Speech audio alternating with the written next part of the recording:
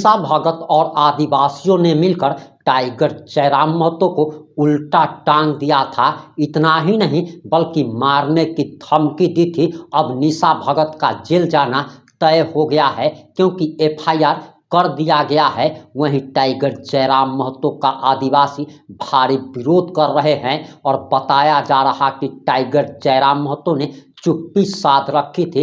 लेकिन टाइगर जयराम महतो का एक विस्फोटक इंटरव्यू हम आपको दिखाने जा रहे और आप चाहे कुर्मी हो या फिर आदिवासी हो, आपको टाइगर जयराम महतो का ये इंटरव्यू पूरा जरूर देखना चाहिए। नमस्कार, मैं प्रिंस कुमार सिंह और आप लोग देख रहे हैं पॉजिटिव प्रिंस। अगर अभी तक आपने चैनल को सब्सक्राइब नहीं किया है तो खबरों से अपडेट रहने के लिए कृपया चैनल को सब्सक्राइब कर लीजिए और जो लोग ऑलरेडी कर चुके हैं तमाम लोगों को सहृदय धन्यवाद। अब वापस आते हैं अपनी खबर पर और जरा आप टाइगर जयराम महतो का ये बयान सुनिए। अज्ञातवास में चले जाएंगे, ना किसी से मिलेंगे, ना किसी से जुलेंगे, फोन से समस्या का समाधान करने का प्रयास करेंगे। आपके जो कार्यकर्ता होंगे वो काम करेंगे? हाँ, कार्यकर्ता काम करेंगे और अगर इमरजेंसी विधायक का, चूंकि हम तो फोन से ही समस्या का समाधान करते हैं, तो फोन हमारा अवेलेबल रहेगा, लेकिन मिलना जुलना छोड़ देंगे। क्या क्या आज योजनाओं का शिलान्यास किया? 5-6 योजना का शिलान्यास। हाँ, पुस्तकालय था, सड़क है, पुल है, आरोग्य मंदिर है, उसका जीर्णोद्धार है, पीसीसी पथ है, तो कुल मिलाकर इसी प्रकार की योजनाओं का शिलान्यास किया गया। कल रामगढ़ के प्रकरण के बाद में आपका क्या रिएक्शन है? जिस प्रकार से आपका विरोध किया गया है, टाइगर को राष्ट्र पशु माना जाता है और आपको इंडिकेट करके आपका विरोध किया जा रहा है। ये बहुत ही दुर्भाग्य का विषय है। मैं उनसे बार-बार यही पूछता हूँ कि वो इतनी नफरत क्यों भरे हैं? हमने तो जब कुर्मी समाज भी हमें लगता है लाखों की संख्या में झारखंड के 40-50 स्टेशन में धरना दिए थे। उन्होंने किसी आदिवासी नेता का ना नाम लिया, ना किसी आदिवासियों के खिलाफ कोई स्लोगन या नारा लगाया। उनकी मांग सरकार से है, वो अपने आंदोलन के माध्यम से सरकार तक अपनी मांगों को आज विगत दशकों से पहुंचा रहे हैं। भारत देश एक संवैधानिक देश है, मांग मांगना हर किसी का अधिकार है, देना या ना देना भारत का संविधान का है। हम लोग इतने दिनों से आंदोलन कर रहे हैं, क्या किसी व्यक्तिगत उनका नेता का नाम लिया गया या उनके समाज पर किसी ने एक जिम्मेवार पर्सन, अब 2-4 लोगों ने अगर कुछ ऐसा हुआ तो हम लोगों ने, किसी जिम्मेवार व्यक्ति ने, समाज के किसी सामाजिक व्यक्ति ने उन पर कोई ऐसा शब्द कहा जिससे उनको ठेस पहुंचा हो? हम उनसे थोड़ी अपना हिस्सा मांग रहे हैं, हक मांग रहे हैं। हमारी हमारी मांग सरकार से, भारत के लोकतंत्र से, भारत के संविधान से। लेकिन वो जिस प्रकार से अपना प्रदर्शन कर रहे हैं, ये बहुत ही चिंताजनक है और बहुत ही माने हास्यास्पद है कि वो क्या सोच रहे हैं। उनको इतना ही ऊर्जा और आक्रामकता दिखानी, तो रांची में 4000 से ज्यादा आदिवासियों की मृत्यु, माने मौत इसीलिए, माने सॉरी, हत्या इसलिए हुआ जमीन विवाद में। इतना गुस्सा वहां दिखाई, आपकी जमीन बचेगी। आज क्या नहीं हो रहा आदिवासियों के साथ, जो अत्याचार हो रहा है वहां गुस्सा दिखाइए, वहां आप धरना दीजिए, वहां आंदोलन करिए, तो सब चुप हो जाते हैं। हमको तो सबसे ज्यादा आश्चर्य वहां लगा, एक बेदिया जी करके हैं, जेएलके वालों ने धरना दिया, उनका परिवार को मुआवजा दिलाया और देख रहे शाम को वो भी हमारे खिलाफ जा रहे हैं। तो हम वो समाज है कि सुबह जिसकी हमने मदद किया वो शाम को हमारे खिलाफ नारा लगा रहा है, फिर भी उसकी हम मदद कर रहे हैं। और वही है, कुर्मियों का वही योगदान इस राज्य के लिए है कि जिन्होंने इस राज्य को, मैं नहीं कह रहा हूँ कि आदिवासी या अन्य किसी की भागीदारी नहीं है, सबकी भागीदारी है, लेकिन जिन्होंने इस राज्य को बनाने में भागीदारी दिया था उनको भैया सम्मान मिल चुका है। आज आदिवासी ने अगर योगदान दिया तो उनको सम्मान मिला हुआ है, वो आज जगहों पर है, उनकी भाषा संस्कृति का सम्मान है, उनके लोगों का सम्मान है, उनके लिए विशेष पैकेज, विशेष सुविधा है। लेकिन वही हमने कहा, केवल कुर्मी है जिसने अपना सर्वस्व निछावर नहीं, अब तो आज कहेंगे कि हमने बर्बाद हुए झारखंड राज्य में, और हम लोग आज कहीं नहीं है। सब वही, आज हम देखे ना, उनको सुबह हम लोग मदद किए, सुबह की रात को था, कुछ घटना घटा था, हम लोग पूरा जेल के, हमारे सब ज्यादातर महतो लड़का और महिला, उनका धरना दिए, मदद किए, और शाम को गए हमारे खिलाफ नारेबाजी कर रहे हैं। फिर भी हम लोग बोलते हैं अगला बार भी आप मदद करेंगे। तो उस, क्योंकि हम लोग खेती बाड़ी करते हैं, और खेती बाड़ी का मतलब क्या है? खेती बाड़ी का मतलब ही है बहुत कुछ सहने के बाद भी हम लोग, हमारा अनाज जिस तरह चेरई, चिनगिनी, मूसा, काड़ा, गोरू सब खाता है, सबको खिलाते हैं, वही हमारा सोच है, वही हमारा सिद्धांत है। हमने किसी को ना गाली दिया, हमारी मांग सरकार से थी, हम लोग शांतिपूर्ण तरीके से आंदोलन किए।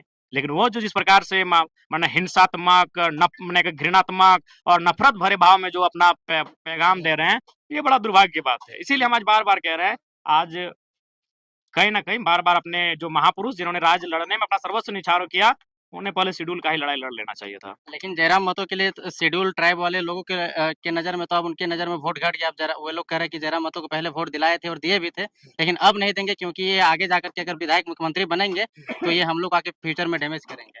देखिए, ऐसा कुछ नहीं है, क्या डैमेज करेंगे भाई? 75 वर्षों शामिल कर दीजिएगा, क्या होगा उससे? 10 लोग शामिल हुए तो कुछ अब डैमेज नहीं हुए। जब झारखंड राज्य हमें मिला उस समय 30 समूह शेड्यूल ट्राइब की सूची में शामिल थे। राज अलग होने के तुरंत बाद कोल और कोरबा को शामिल किया गया, यानी हो गया 30-2-32।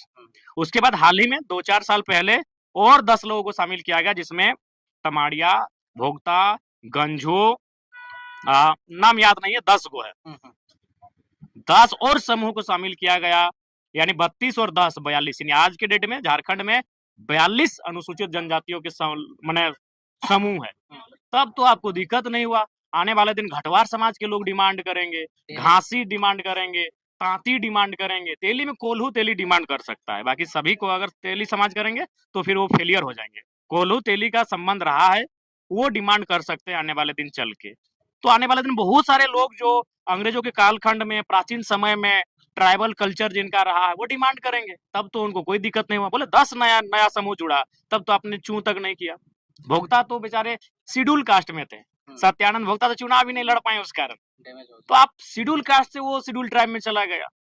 और भी कई उसी समय बहुत नए नए नाम है, चूंकि इसीलिए हम लोग तो 10 समूह जाके ऐड हुआ, तब किसी को दिक्कत नहीं हुआ, ना रोड में आए ना सड़कों में आए। पता नहीं इनका नफरत कुर्मियों से क्यों है, वो आज तक हम नहीं समझ पाए। हम अभी भी समझ नहीं पा रहे कि ये नफरत मैंने क्या। आप देख रहे हैं बिहार, उड़ीसा और मैंने छत्तीसगढ़, उत्तर प्रदेश के लोग पूरा रांची में, मैंने जमशेदपुर में इत्यादि जगहों में आदिवासी का जमीन कब्जा करके बैठा है।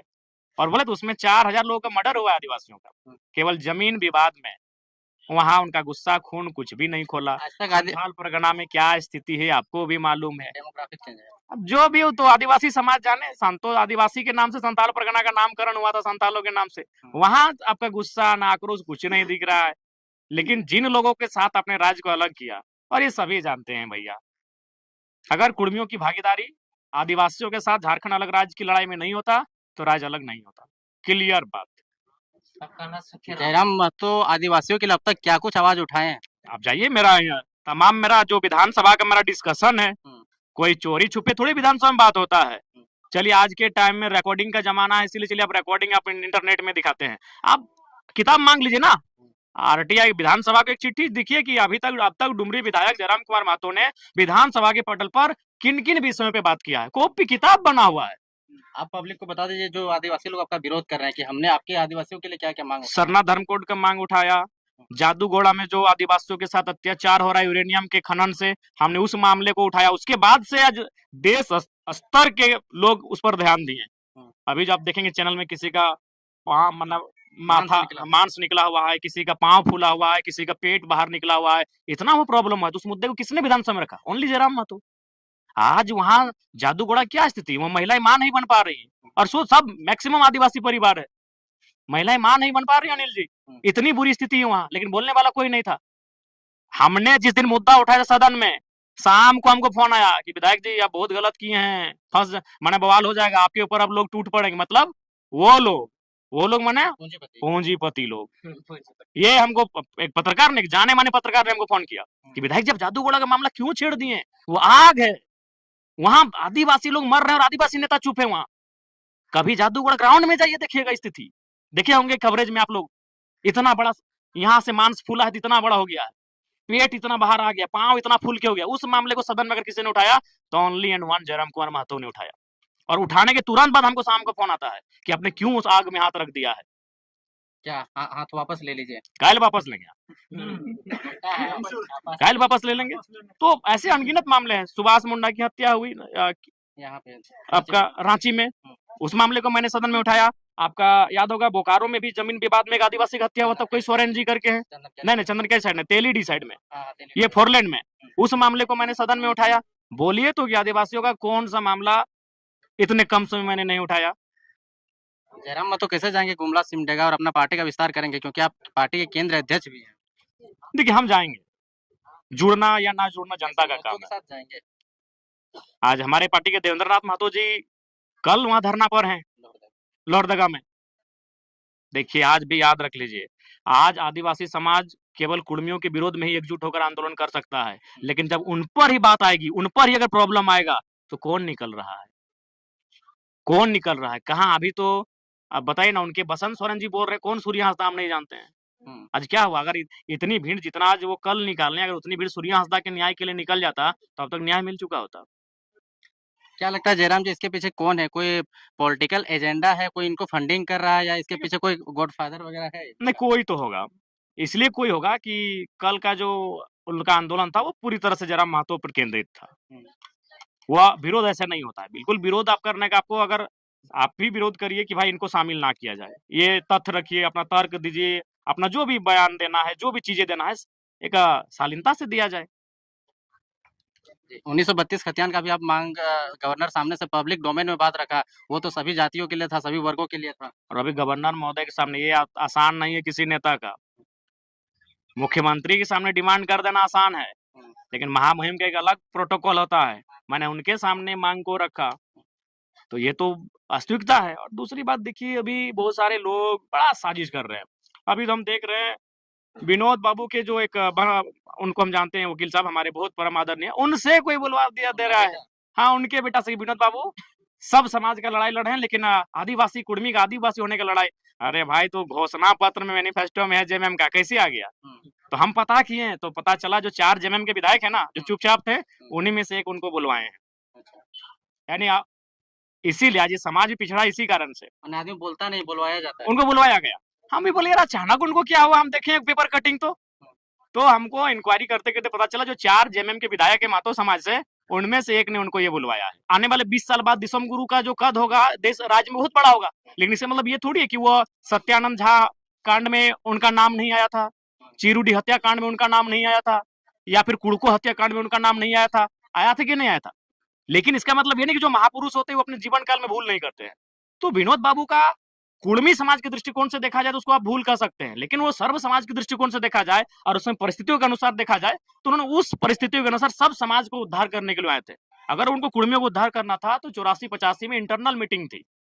अभी भी बहुत लोग जिंदा है, और केंद्र के जो मंत्रीगण थे उनका सीधा इनको सुझाव था विनोद बाबू को कि आप लोग शेड्यूल ट्राइब का जो मांग है उसको हम लोग एक्सेप्ट करते हैं, बाकी आप लोग झारखंड मूवमेंट से पीछे हट जाइए। झारखंड में जो आंदोलन का मांग कर रहे हैं उसको वापस कर लीजिए। अब आपकी क्या प्रतिक्रिया है? अपनी प्रतिक्रिया जरूर दीजिएगा। जुड़े रहे हमारे साथ। जय हिंद, जय भारत।